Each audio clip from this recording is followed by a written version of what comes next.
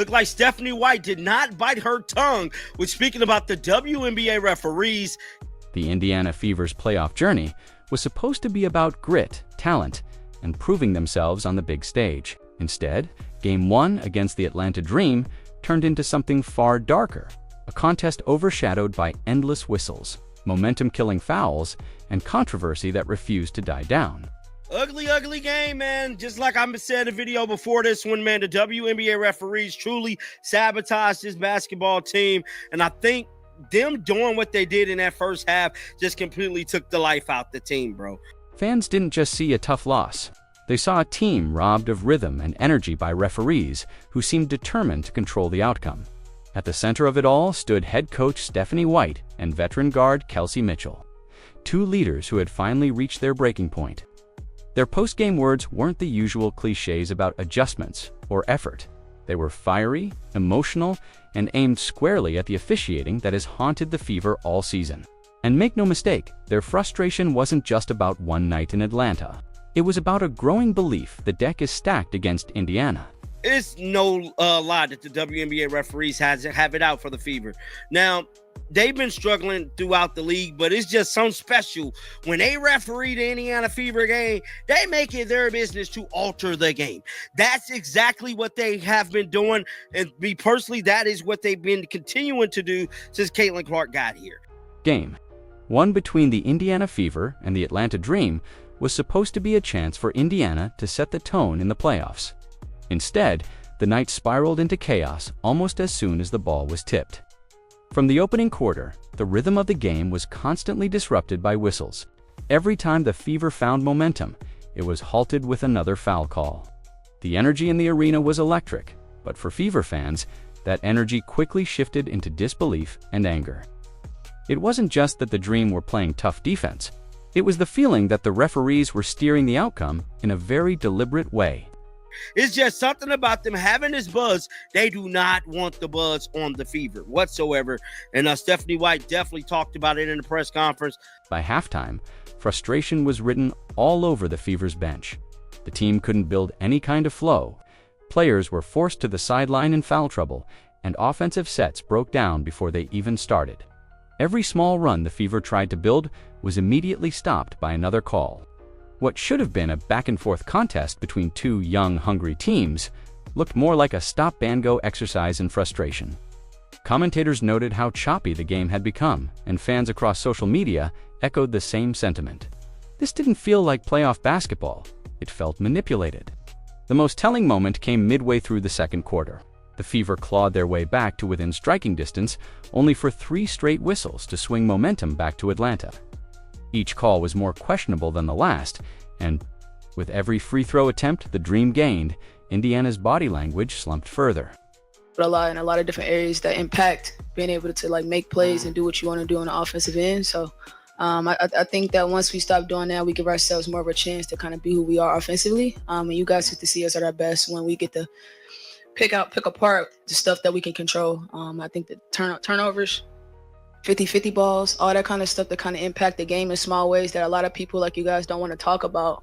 It impact the game hugely. And when you don't do those things, it kind of, you lose. So by the time the halftime buzzer sounded, the Fever weren't just battling Atlanta, they were battling the officials and the growing sense that the game wasn't being played on even terms.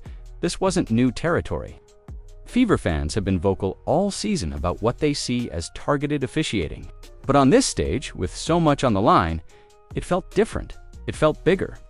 And in the locker room at halftime, the team knew they were dealing with more than just a scoring deficit. They were dealing with a system that seemed intent on keeping them down. Just talking about the fouls, obviously you had used both your challenges in the first half, and it seemed like the tensions boiled over in the fourth with those technical fouls. Just how frustrating was that today? It's very frustrating. Very frustrating. Nobody likes to use their challenges in the first half, especially when they're successful. And look, it is what it is. This is not anything that's new. The second half offered no relief. Every time Indiana tried to push the pace, fouls stopped them cold. What should have been an exciting playoff showdown devolved into a whistle-driven slog. By the fourth quarter, the Fever's frustration was boiling over, and the crowd could feel it. Fans weren't just booing the opposing team, they were booing the referees with a level of venom rarely seen in a postseason game. The final buzzer brought little closure. For Indiana, it wasn't simply a loss. It was a game that felt stolen before it ever had a chance to be earned. And that bitter taste set the stage for what came next. When their leaders, Stephanie White and Kelsey Mitchell, decided to speak their minds without holding anything back. Steph, kind of similar question, but what did you think was the biggest downfall in the second and fourth quarter for you guys? The fouls. I mean, I think we get momentum, and then there's 4 or 5 foul calls in a row, and they get some opportunities. I think it stopped the flow of the game. It didn't allow us to get up and down in transition. For the Indiana Fever, the heartbreak of Game 1 wasn't just about a single night in Atlanta. It was the latest chapter in a season-long battle against questionable officiating that has followed. From the moment Caitlin Clark stepped into the league, fans have grown accustomed to seeing the Fever on the wrong end of whistles, but the consistency of it has bred suspicion. When the same patterns repeat game after game, it's hard not to wonder if the target on Indiana's back is bigger than anyone wants to admit. All season long, Indiana's physical play has been scrutinized differently than other teams.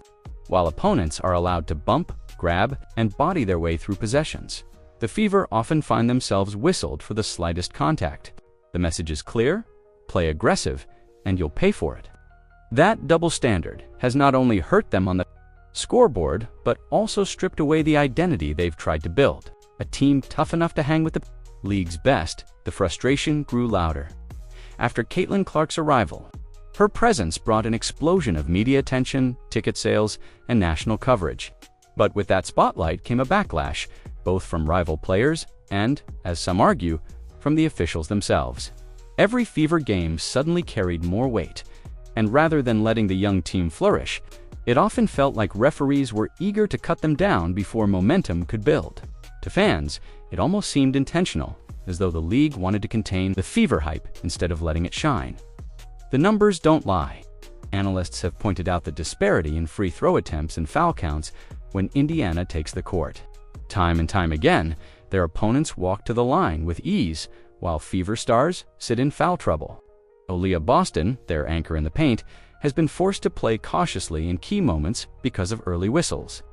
Guards like Kelsey Mitchell are constantly adjusting their defensive pressure, afraid that one more reach-in might send them to the bench.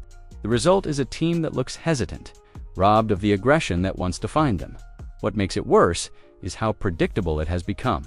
Fans watching at home can almost call it before it happens. The Fever get hot, the whistle blows, and momentum vanishes. This isn't the kind of frustration that comes from losing fair and square.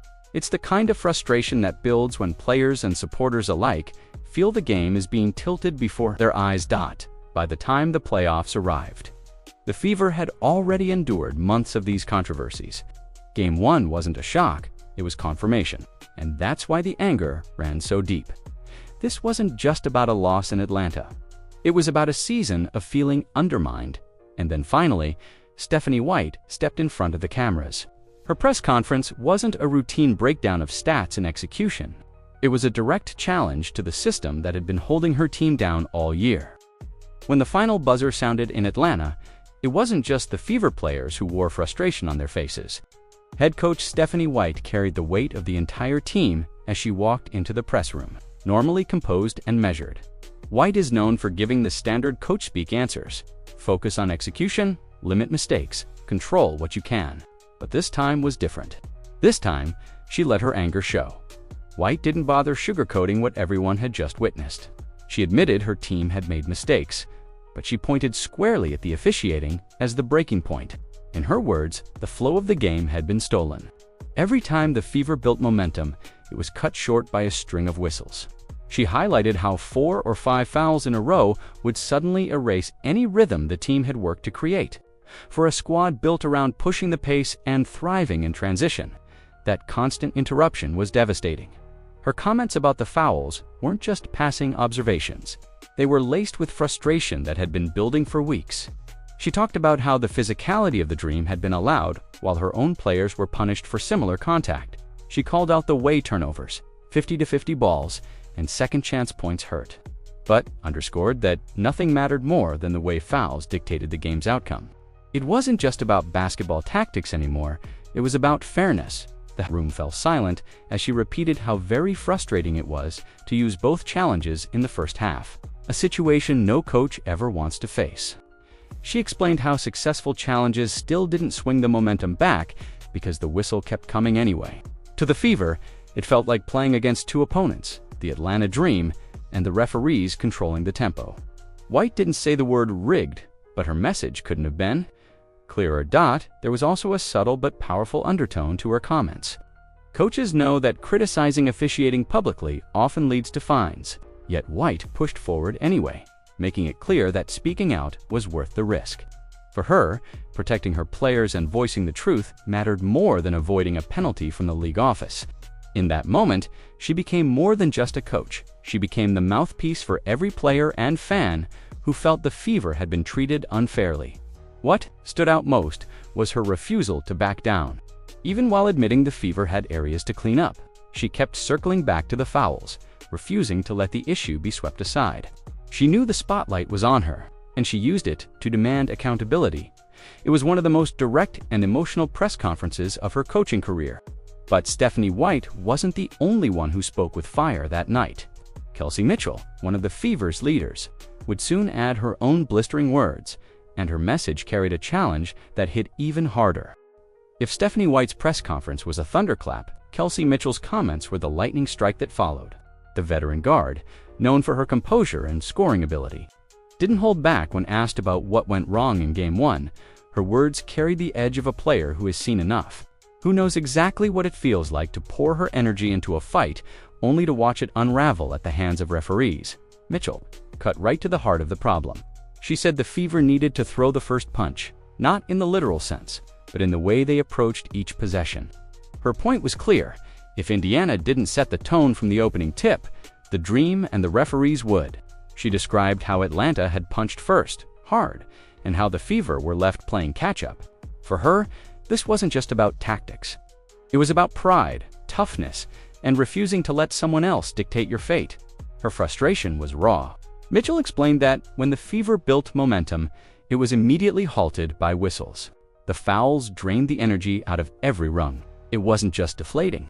It felt like punishment for competing. For a veteran who has carried the franchise through lean years, this was especially bitter.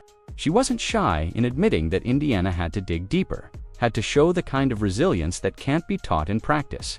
It's the resilience you find in your gut when the odds are stacked against you. Her comments about the playoffs being a gut check resonated far beyond the locker room. She spoke of every possession being a test of who wanted it more, who was willing to fight through the extra push, the extra foul, the extra 50-50 ball. These weren't empty words. Mitchell was challenging her teammates, her coaches, and maybe even the referees themselves. She was laying down a marker. The Fever would not be passive victims of circumstance, but what made Mitchell's words hit hardest was the balance of anger and determination. She acknowledged the reality that officiating had played a massive role, but she also refused to let it become an excuse. To her, the Fever had to meet adversity with even greater intensity. If the whistles weren't going their way, they had to outwork everyone on the floor. Her message was both defiance and motivation, a rallying cry to her teammates that Indiana's fight wasn't over. Social media lit up with praise for Mitchell's leadership, calling her the voice the Fever needed in such a storm. Her demand for toughness and accountability showed why she's one of the emotional anchors of the team. Still, the frustration wasn't limited to Mitchell. Other players echoed the same sentiment, including Lexi Hull, who had her own grueling assignment guarding one of the league's most dangerous scorers. And her perspective added even more weight to the narrative of a team battling on all fronts. While Stephanie White and Kelsey Mitchell lit up the microphones with their frustrations, Lexi Hull's perspective told another side of the story: the grind of defending one of the league's most dangerous players under the shadow of constant whistles. Tasked with guarding Ryan Howard, Hull faced an uphill battle from the start. Howard's length, speed, and ability to score from every level make her a nightmare matchup on any night.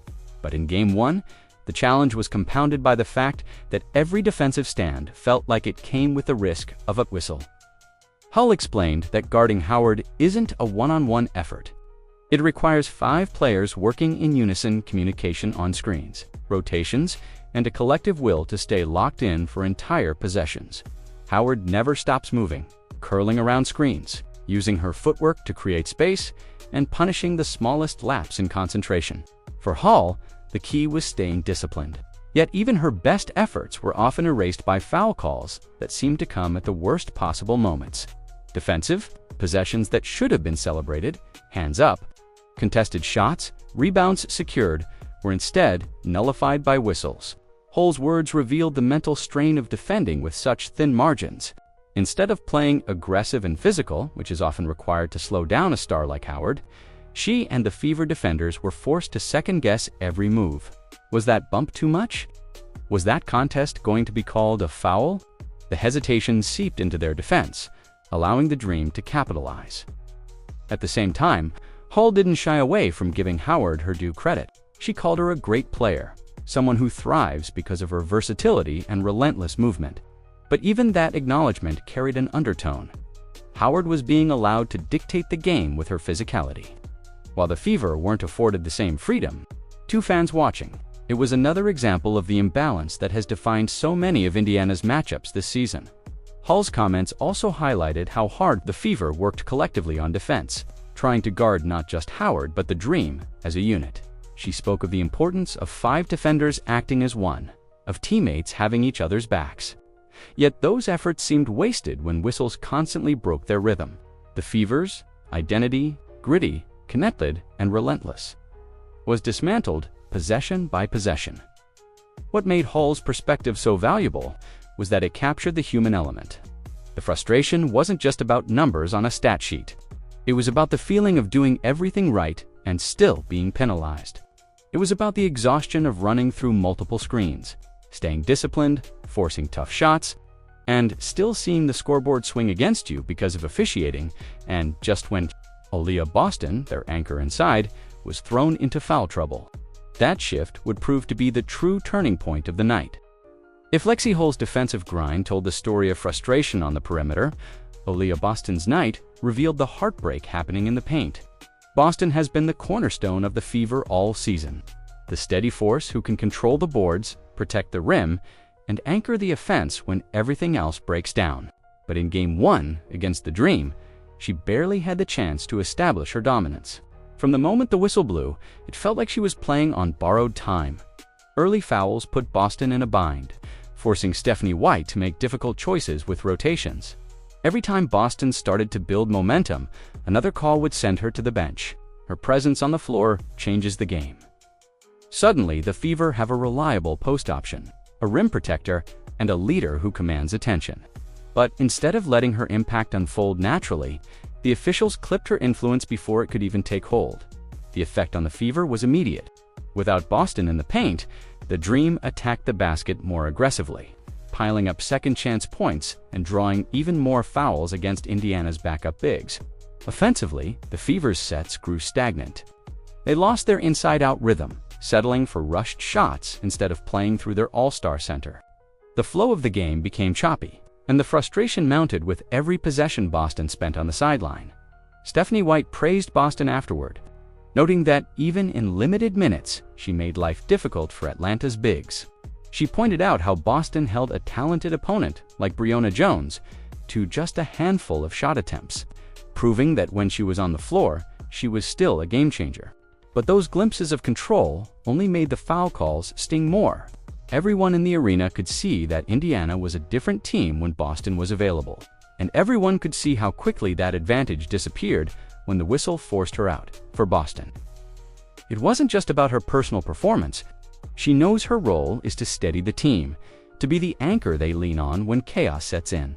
Being pulled from the game by foul trouble meant she couldn't fulfill that role, and it left her teammates scrambling. Guards hesitated on drives, worried there was no safety net if they missed. The defense collapsed in rotations, vulnerable without their shot blocker in the middle. The Dream sensed it, and they pounced. Boston's foul issues didn't just shift the scoreboard. They shifted the psychology of the entire team. The Fever's identity, toughness in the paint, confidence in their anchor was stripped away. Watching her on the bench, fans could feel the unfairness of the situation. It wasn't just that she picked up fouls, it was the timing, the inconsistency, the sense that she was being targeted because her dominance was too disruptive to allow. And as the whistle dictated Boston's night, the Fever's emotions boiled over. By the fourth quarter, the frustration erupted, leading to technical fouls that turned the game into something even uglier. By the time the fourth quarter arrived, the Indiana Fever weren't just tired, they were emotionally drained. The first half had already forced them to burn both of their challenges, something no coach ever wants to do so early in a game. And though both challenges were successful, it hardly mattered. The whistles kept coming, erasing any momentum those victories could have given them. It was as if the officials were sending a message. No matter how right you are, the calls won't stop. That set the stage for the inevitable breaking point. With Aaliyah Boston stuck in foul trouble, the offense stalling, and every defensive stand ending in free throws for the Dream, the Fever's frustration finally boiled over. Players who are usually calm began arguing calls with visible emotion. The crowd, already restless from 3 quarters of uneven officiating, erupted with boos so loud they drowned out the commentary. Every trip down the floor felt like another slap in the face, another reminder that the Fever weren't just competing. Against Atlanta, they were battling the referees too. Then came the technical fouls. In the fourth quarter, after yet another string of questionable whistles, emotions snapped. Voices on the Fever bench rose, hands flew up in disbelief, and the officials wasted no time handing out techs. It was the breaking point everyone could see coming. The moment where frustration spilled past the limits of composure. For Indiana, it wasn't just about venting. It was about drawing a line in the sand, saying out loud what fans in the stands and on social media had been shouting all night. This game was out of control. The technical fouls didn't help the scoreboard. They gave the Dream more free points and buried any slim chance the Fever had of a late rally. But symbolically, they told a larger story. This wasn't a team rolling over in defeat. This was a team raging against what felt like injustice, refusing to stay silent, even if it cost them. In that sense, the technicals weren't just about anger, they were about pride. For fans, the moment only deepened the controversy. Clips of the whistles and the ensuing technicals spread quickly online, fueling the narrative that Indiana was being targeted. Commentators, journalists, and even neutral fans began weighing in, questioning why playoff basketball was being reduced to a whistle fest. The story had moved beyond just a single loss. It had become part of a larger conversation about fairness, credibility, and whether the Fever were being punished for their newfound spotlight. The Fever left Atlanta with more than just a loss. They left with scars, emotional, mental, and symbolic of a bigger battle with the league's officiating. And as they turned their focus to Game 2 back home in Indiana, one question loomed larger than ever. Could they rise above the whistles? Or would the pattern repeat itself in front of their own fans? The answer would determine more than just their playoff fate. It would shape the narrative of their entire season. What happened in Atlanta wasn't just about a scoreboard. It was about a narrative that has followed the Fever since Caitlin Clark stepped into the league. A narrative of constant scrutiny, targeted officiating, and a spotlight that seems to burn hotter on Indiana than anyone else. Game 1 against the Dream magnified what fans have been saying all year. The Fever are playing with an invisible opponent, one that wears stripes instead of jerseys. Theories have circulated for months. Some fans believe the league doesn't want one team, especially a young squad like Indiana, dominating all the headlines.